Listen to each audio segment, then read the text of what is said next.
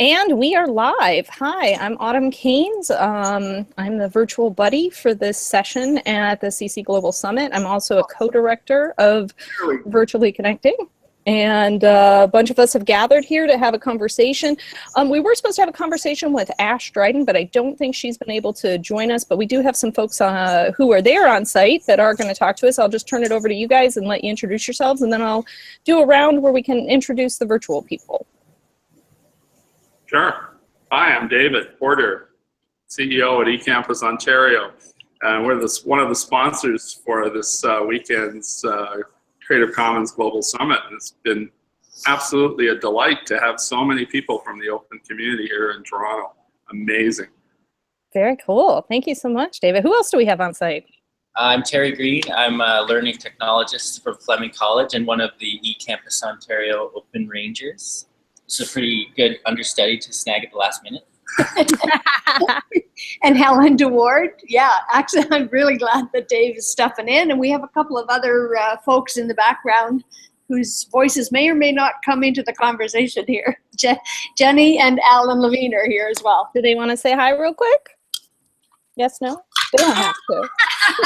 They don't have to. Hi, guys. Hi, hello. We had the official mic drop. They're dropping mics over here. All right, let's do a round of quick introductions with the virtual people. I'm going to start with Chris.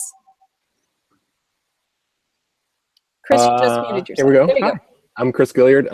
I'm a professor of English at Community College in Detroit. Oh, great. Thanks, Chris. How about George Station? Hi, I'm George Station. I'm a lecturer at Cal State University, Monterey Bay, and I have taught lower division technology courses over the years, and currently teach a first-year seminar with the theme Technology and Society that meets a social science general education requirement. Awesome. Thanks for joining us, George. How about Graham? Greetings from Scotland. My name's Graham Steele. I love open access, so anything to do with the open. But I've known about Creative Commons for about 10 years. This is my first time virtually attending an event relating to Creative Commons. It's been excellent. Way to go, Graham. Right? Welcome, Graham. Thanks for joining us. And I should have actually had Greg go second. I'm sorry, Greg. Greg's my backup buddy. Go ahead and introduce yourself, Greg. I'm super offended. Right? Sorry, God. What's wrong with me? The worst. I'm Greg Dillon. I'm an instructional technologist in North Shore, Boston. Really pumped to hear about what's going on at the conference. Awesome. And Mark. Hi, I'm Mark Wilson in Oakland, California. I'm a retired scientific glassblower that returned to community college. Cool. And I'm just about ready to get my bachelor's degree at the Western Institute of Social Research, it looks like. Woohoo! So moving on up. Mark, that's such a unique profile. I've never heard anyone say that. I'm a retired glassblower. Scientific glassblower. Yeah, that's amazing. Thanks. Very cool. Well, guys, we were supposed to have Ashe with us, but she wasn't able to make it. So I'm kind of curious about her keynote, just because we're kind of curious about her, but also just general kind of thoughts about the conference. How are things going? Yeah. Go ahead. Ashe's talk was fantastic. She threw our minds with time travel and just like what happened in the past and what was possible in the future. And there were buff shark men from Jupiter. That's all you need to know, really. Wow. But the first person's comment basically told her it was the most value-added experience of her life. It was worth every penny of money and time it took her to get here. Just for her, how long was she talking? Half an hour talk. It was pretty great. Should have been here. Right? Now, I heard it was live streamed and we had some virtual folks that watched it. So any impressions from the virtual folks? I guess my perspective, I didn't get a chance to properly read through her abstracts before the talk took place. I've had a very busy day today. My initial thoughts were I wasn't too sure how much her talk would tie in with a Creative Commons event, but within a few minutes, I started to understand why. And yeah, I need to go back and watch it again. It was absolutely brilliant. But as I touched upon there, the first question, the way that she responded to that was absolutely brilliant. It brought a lump to my throat. So we're looking for the live stream link because the questions just come up here. Yeah. We expect there's probably going to be an archive as well. So if you missed it, you can actually get it in async time.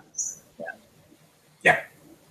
So the whole conference has just been filled with really unexpected presentations, I think, from my perspective, because I'm localized in the education community, and so our scope of understanding of what's happening in the open world is often, kind of constrained by that knowledge and the kinds of things that we do. But as it turns out, the open community is a lot wider and a lot bigger, and very much an activist community too, which I think that is popping out for a lot of people here.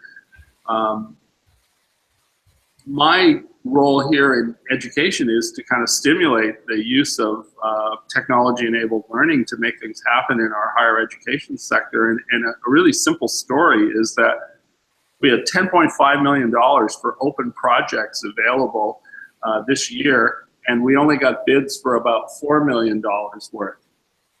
So that tells you that the whole open concept is in its infancy. And we actually pushed the money out into a whole series of non-open projects because of that. And one of the things that the lesson that taught us and what we've told our government is, don't ever have another funding program that doesn't have an open requirement associated with it. After all, it's public money. And we need to actually be proactive and show a leadership position in making everything that's developed through that investment open. The piece I want to throw in is, and I'm going to connect it back to Ashe and talking about her perspective is very unique to her. So everybody's story is a valid one. And I think we talk about, well, there may be money, but it's how do people who are disenfranchised or don't know about it or don't feel like they can engage, how do we engage them in this whole process too? Because we have populations that don't are threatened to be in the open or are not certain about what they can do when they come to open spaces. And I think we have to really, she said, reach out and empower those people to make a difference too. That's why it's really neat to see people here from such diverse backgrounds. India and Africa. There's a whole component from Ghana. Yeah. At the start, they had speakers not from Canada, and we were the only ones who put up our hands. So it was like vast majority were not from here. So global, this event. Yeah, I think that's the other part. I mean, our minister was here to speak yesterday, and I think she was kind of astounded at the breadth of participation and who the people were, because her expectation as a minister of advanced education is they'd all be faculty members and they'd all be from higher education institutions, but they were in the minority. And I think that was an eye-opener for her about how broad the community is and how much the interest level permeates all sectors of society.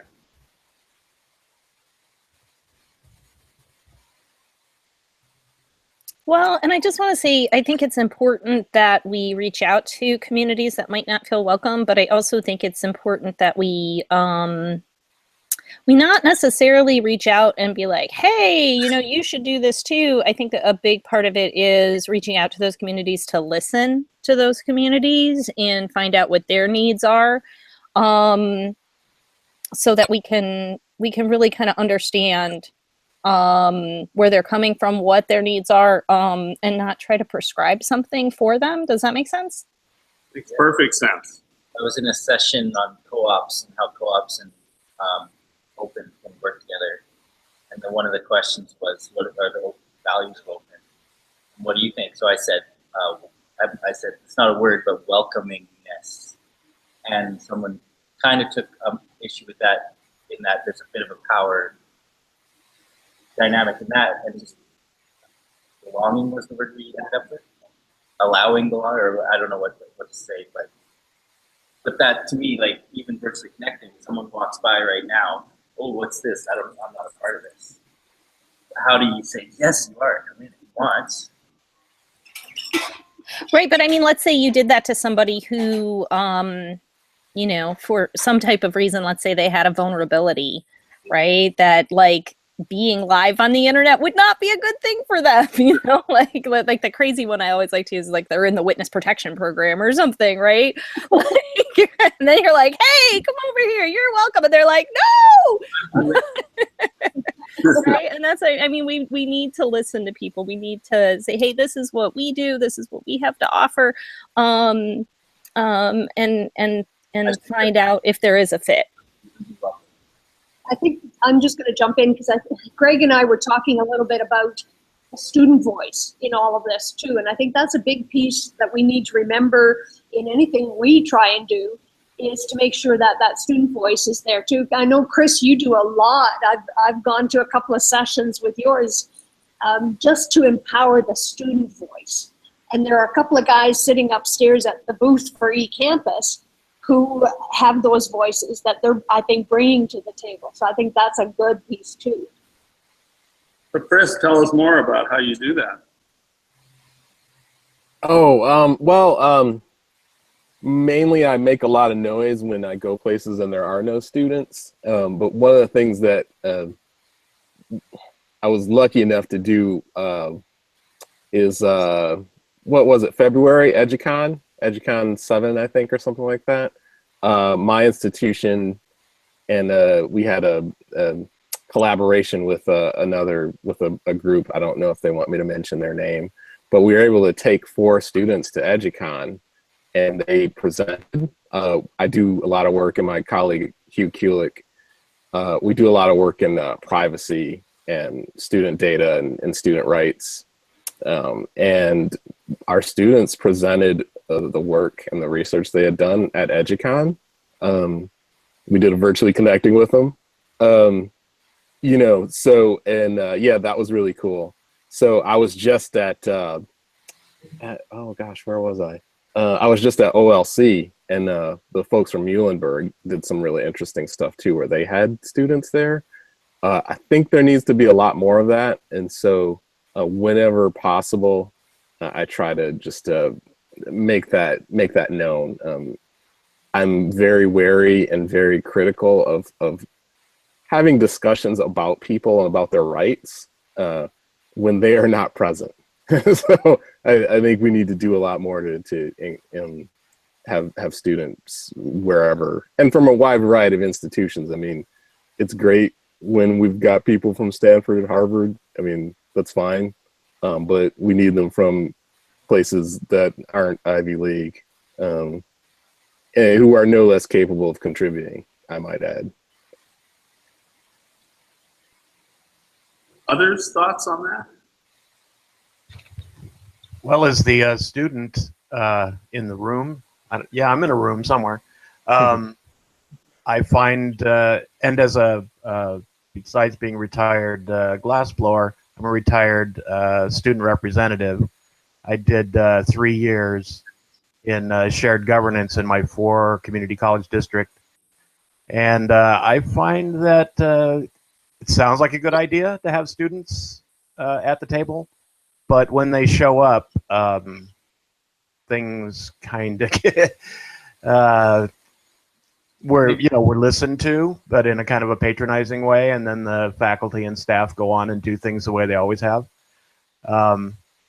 And then if you're, I don't know, older or more aggressive or more assertive or whatever label you want to put on me, then if you say, well, wait a minute, well then, you're out of your lane. I think is the proper term. So I encourage people to have students at the table. Lately, I've been in a lot of these open, there's a lot of open conferences because this is the year of open. So I've been wandering around and I keep asking, so were any students involved in that decision? And there's just the shrug, no. And to me, this all comes to the institution. I don't, I only know my institutions, but we push very hard to have student life and leadership. First of all, the position, campus life director, or whatever you want to call it. And then to have leadership training for students. And there was a huge pushback on that. Students are just passing through, blah, blah, blah. And I just couldn't understand why you wouldn't want to have leadership training. It just didn't make sense to me. Anyway, that's my 2 cents. But I'm thinking, Autumn, we're I going might to. jump in real quick. Okay.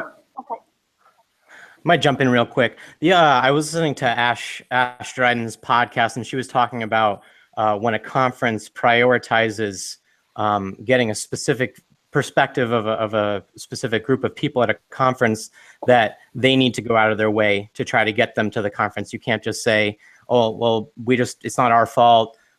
We don't have the opportunities to have these talks because these people aren't present at our conferences. There needs to be funding. Ashe Dryden, she was talking about how, she would ask people to go and they'd say, well, I can't get off from work. My work won't pay for this or that. If the conference really wants that perspective and they want to create that atmosphere, then they need to provide that funding and those resources. We've had 2 events this year that we've organized that are student facing. The first one, we actually kept faculty out of the loop for the first day and a half, which was a bit of a risk. We paid for the students to travel to Toronto from all around Ontario and put them up in hotels and had them work with a design thinking leader to come up with some student experience design ideas they'd like to share with faculty. And then we brought faculty in the final day to kind of begin to work with the students. Extended that a second time to a kind of student design Kickstarter where they actually worked with the private community vendors and things like that to really push some ideas around in the startup community. And again, did the same, brought them in and paid for their travel and time away. But the reality is we had a couple of pockets of funding we could do that from at the front end. I don't think we could sustain it forever, but it was certainly an affirmative and proactive kind of pitch that we tried out. And it was very successful. The students really appreciated it and really got the sense that they were driving it. And that's what we hope to have happen. We'd love to have them work more proactively with faculty in the future. Yeah, I went to. That's such good work. Thank you so much for sharing it. I just want to interject really quickly because I know the folks on site are kind of missing a keynote right now, and I don't want to hold you if you need to run. So I just want to check in with you and see how you're doing on time. Gotta go. We got to go. Gotta go? All right. Thank you so much for joining us. We're going to continue the conversation. Thank you so much for getting us started. And enjoy your conference. And we'll see those of you who are coming into my session at 4 o'clock. We'll see. Yes. All right. Bye. Thanks, guys. I'm going to go back to the keynotes, but I might drop back in. I'll keep this window open in the meantime. Oh, okay. Yeah, that's right. You're going to watch the keynote. So go ahead and go watch the keynote. Whoever is going to want to do that. And I'm going to kind of hold space here just to see if anybody else drops in because we did start early. Cool. Thanks, Graham.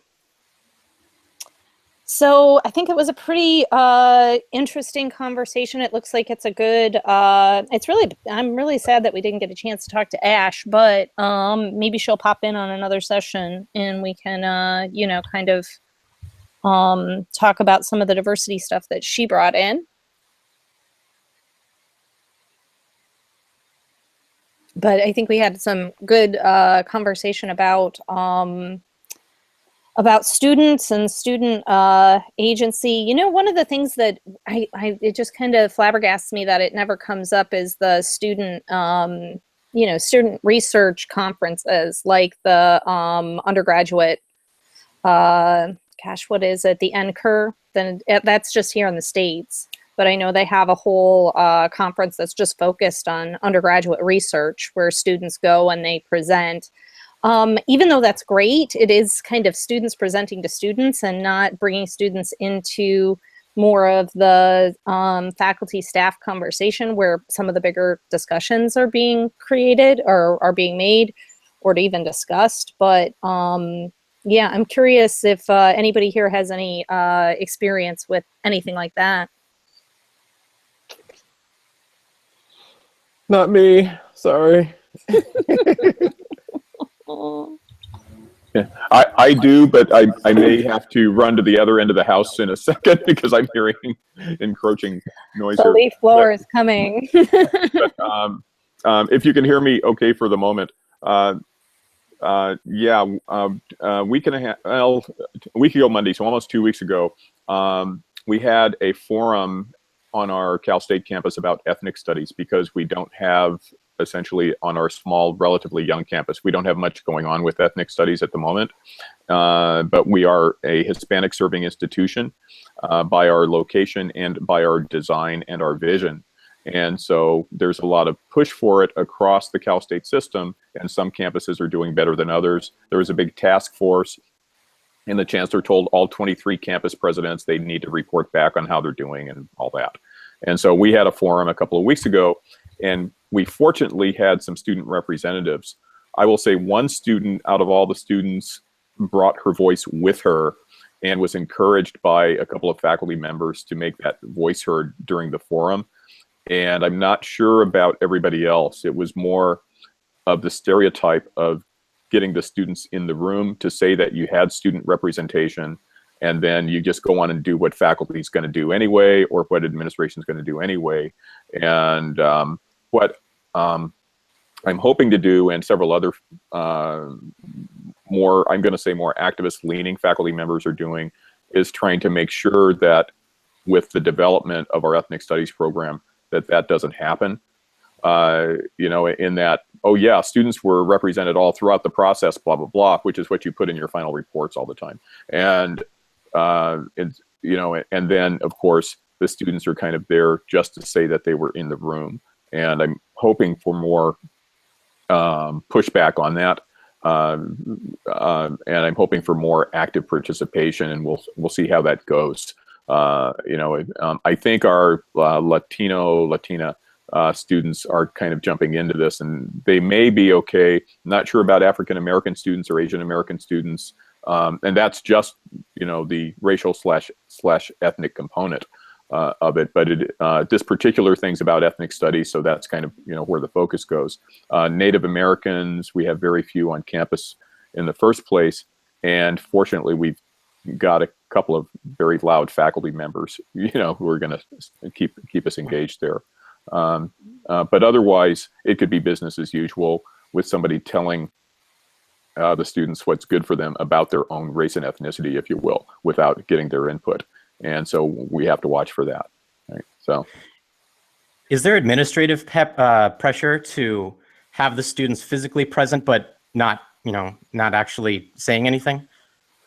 No, I don't think so. With actually our current administration, I'm going to say that our president and provost are in fact two distinct personalities and bring different types of direction to it.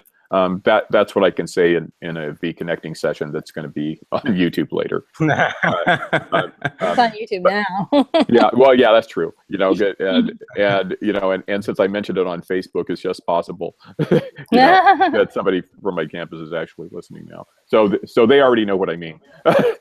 So that's not the question. But I think that our provost would welcome extremely active and vocal student representation, but the students have to actually make that known, right? So basically the students have to kind of come forward where that presence is going to be welcomed, but they got to show up, right? And they've got to send the emails or do whatever to get their voices into that conversation. But once they're in, they're going to be welcomed. I think that's safe to say. Yeah, communication is always an issue down here at the community college level anyway. We have a system. We have two systems of communication. And they're completely separate. We have the system for administrators, faculty, and staff, and then we have the one for students. And in my position as a representative, I got added to the FAS, Faculty, Administration, and Staff list for a year. And, the information pours out to them and is never duplicated to the students, not once in the year that I saw that. And so I would get to a meeting and everybody would say, "Oh, no, not you again. Aren't there any other students?" And I'd be like, "Did you reach out to them? Did you contact, the student representatives? Did you contact the student governments? Did you, and no." So unless the student's on the committee, and this is another thing, it's nice to have a student on each committee. We have dozens and dozens of committees across 4 campuses, and most campuses have this. And so to invite one student and even if they're voting, which often is not the case, to have one student in a room full of faculty, administrators, and staff, there's just a lot of pressure, and very often, you feel marginalized, doesn't even begin to describe your position in the room. So again, you can say whatever you want, but when the vote comes, there's one student vote and multiples from each other segment of the college. I even see a lot of situations where students don't necessarily get a voice, or staff as well. I see this all the time, and I actually find myself in this situation as a staff member all the time, where I don't even get a vote, but I do get a seat at the table. So I get a chance to influence, I get a chance to sort of ask questions and sort of bring up concerns, but I don't actually get a vote. And I see situations where students are put into that sometimes too, so. Autumn, question for you on that. And I guess, for Mark as well, but are there notes, are there minutes and that kind of thing? And the reason I ask is that our academic senate, the faculty senate on my campus, we found out that the reason that we weren't seeing some detailed notes sometimes is because there was an obscure provision in our actual bylaws that said, this is how minutes are going to be taken and reported out at the meetings. And so even when that ex officio voice, such as yours, where you don't actually get a vote, sometimes there's no record of the fact that you even spoke or commented or added to the conversation. I haven't seen that so much. Yeah. Usually there's a list of who's present, and actually most of the minutes that I've seen, there isn't like a, like a stated way, this is the way minutes are going to be taken. But most of the time when I see minutes taken, it's not like this person's name and then they said this, and then this person's name and then they said this, so much as it is a synopsis of the conversation. Yeah. So I guess I'm wondering if you and also I'm kind of getting the picture with with Mark's, but are you